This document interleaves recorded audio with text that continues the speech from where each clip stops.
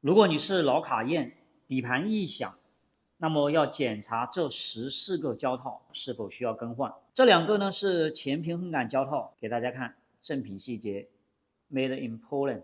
这2个后平衡杆胶套必须用原厂件，因为工时费比配件贵。这6个呢是前后差速器的胶套。来，我们看这种正品细节，模具痕迹是这样的。那这些胶套呢，我们抠一下，会有一层厚厚的蜂蜡，这个就是正品。